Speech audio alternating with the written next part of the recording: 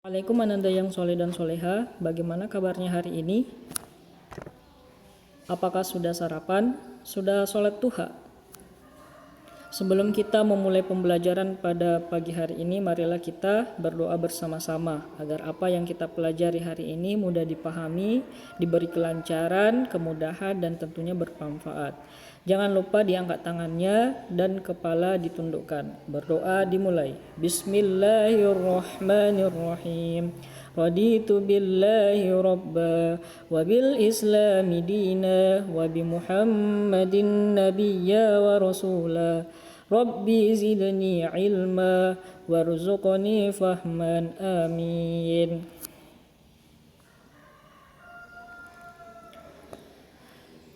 Ananda yang soleh dan soleha, pada hari ini kita akan melanjutkan pembelajaran kita di tema 7 perkembangan teknologi, subtema 1 pada pembelajaran 3 dan 4.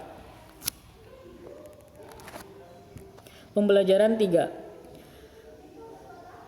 Ayo membaca. Manfaat teknologi pangan.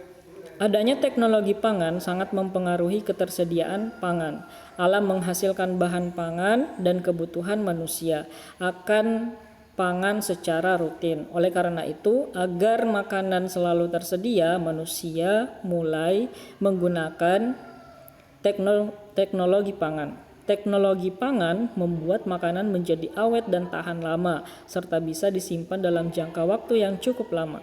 Perkembangan teknologi tumbuh dengan sangat pesat. Salah satu contoh pemanfaatan teknologi pangan yaitu di bidang pertanian. Pertanian merupakan salah satu bidang yang perkembangan teknologinya cukup pesat. Salah satu manfaat dari perkembangan teknologi pangan yaitu sebagai sarana mempermudah proses produksi maupun proses pengolahan pangan dengan teknologi pangan. Hasil pertanian dan perkebunan dapat diolah menjadi makanan baru. Contoh dari pengolahan makanan dengan teknologi pangan yaitu kedelai menjadi tempe, susu menjadi yogurt, daging menjadi kornet, sosis, nugget, dan lain-lain. Dan olahan tersebut kemudian dikemas dengan kaleng maupun plastik yang kedap dengan udara agar bisa awet dan tahan lama. Nah, setelah kita membaca teks manfaat teknologi pangan, maka kita akan menjawab pertanyaan di bawah itu. Adanya teknologi pangan sangat berpengaruh kepada siapa? Tentunya berpengaruh kepada ketersediaan pangan, ya, tentunya akan juga berpengaruh kepada kebutuhan manusia. Nah, kemudian yang kedua, manfaat dari teknologi pangan. Ya, pemanfaatan teknologi pangan yaitu di bidang pertanian, ya, merupakan salah satu bidang perkembangan teknologi cukup pesat. Salah satu manfaat dari perkembangan teknologi pangan yaitu sebagai sarana mempermudah proses produksi maupun proses pengolahan pangan. Nah, anak-anakku, silahkan di garis bawahi saja jawaban dari pertanyaan di halaman 11 itu. Kemudian kita lanjut, sebutkan 3 contoh makanan hasil dari teknologi pangan. Ya, contohnya seperti kedelai menjadi tempe, susu menjadi yogurt, daging menjadi kornet, dan lain-lain. Ya. Kemudian bagaimana cara agar makanan dapat awet dan tahan lama? Ya, caranya dikemas dengan kaleng maupun plastik yang kedap dengan udara agar awet dan tahan lama. Kita lanjutkan.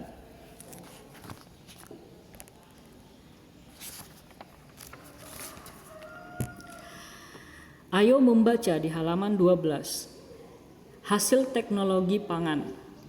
Dari teks ini, maka kita akan menjawab pertanyaan di sebelah di halaman 13. Sebutkan 3 contoh dari hasil pertanian.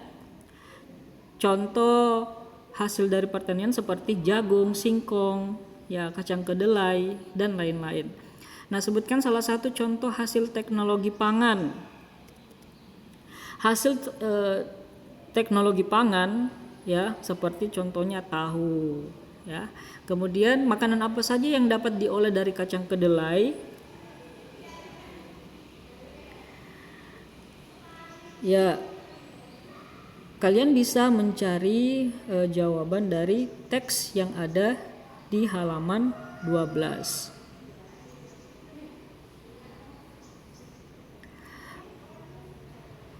Kemudian susu kental manis terbuat dari apa, dan sebutkan 3 olahan yang terbuat dari susu sapi segar. Kalian bisa menggarisbawahi jawaban dari pertanyaan 5 pertanyaan ya di halaman 13.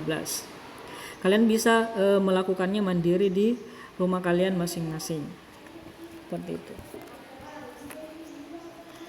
Kemudian kita lanjut di halaman 14.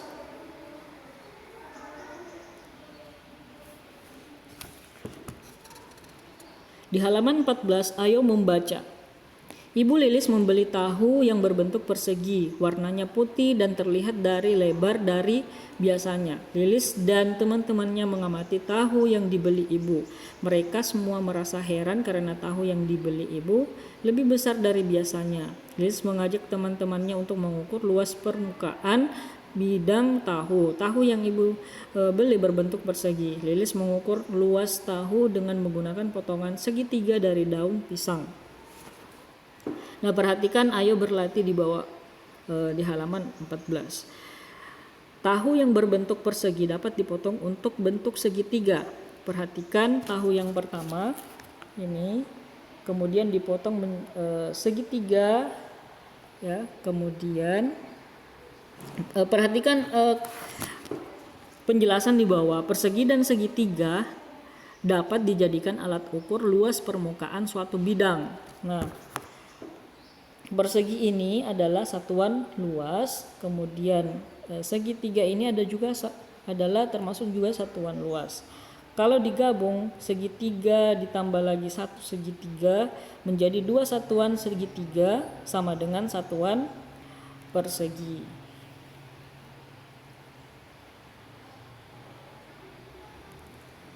Kita lanjut di halaman 16.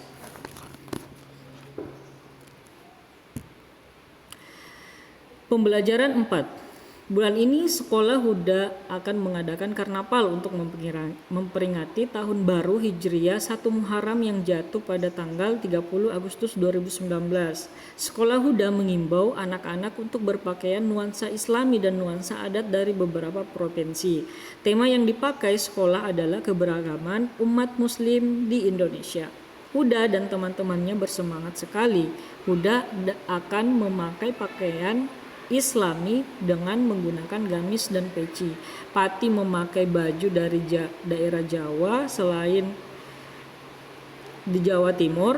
Okto memakai baju dari daerah Papua, demikian pula dengan Putu dan Tama, khas daerah. Huda membawa getuk dari Magelang, Okto membawa sagu dari Papua, Pati membawa rujak cingur dari Jawa Timur, Putu membawa sate lilit dari Bali, dan Tama membawa bubur pedas dari Pontianak.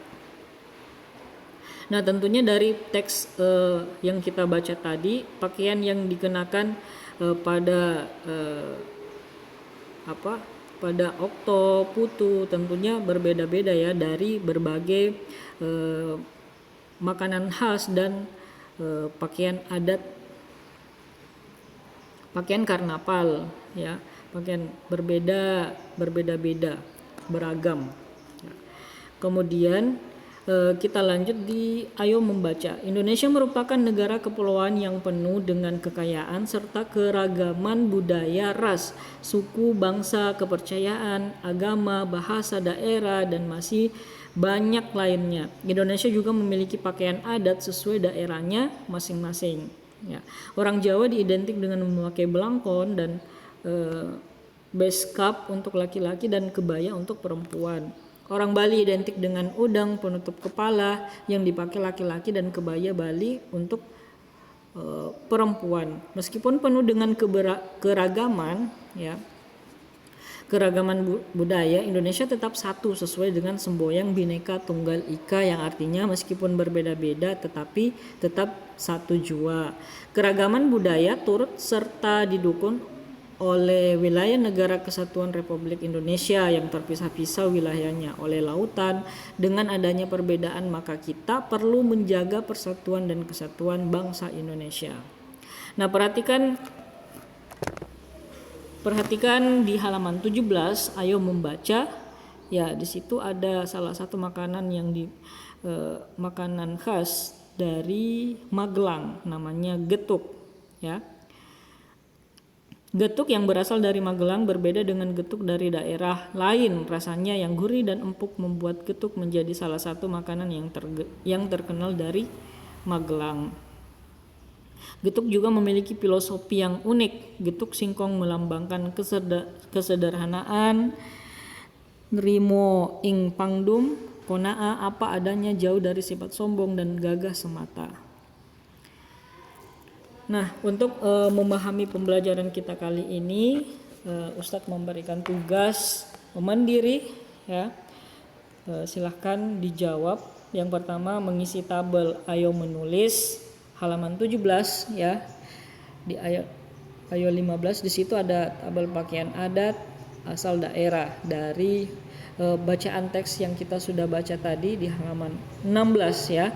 Huda, Okto, Tama, Fati, dan Putu. Kalian mencari pakaian adat yang dia pakai, kemudian asal daerah yang kalian baca di halaman 16. Kemudian yang tugas kedua menjawab pertanyaan ayo mengamati halaman 17 ya. Ada dua soal. Yang pertama, getuk terbuat dari bahan apakah dan bagaimana proses pembuatan getuk. Nah, untuk pembelajaran kita kali ini cukup sekian. Semoga apa yang dipelajari hari ini bisa dipahami.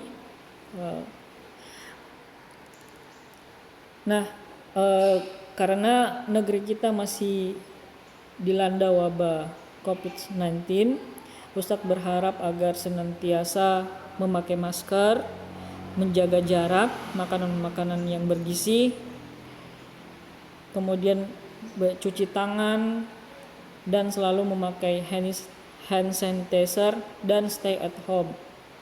Semoga kita selalu sehat dan selalu berada di dalam lindungan Allah Subhanahu wa taala. Terakhir, saya mengucapkan permohonan maaf apabila dalam video pembelajaran ini terdapat banyak kehilapan, kesalahan, dan kekurangan. Mohon maaf. Lebih dan kurangnya mohon dimaafkan. Sekian. Assalamualaikum warahmatullahi wabarakatuh.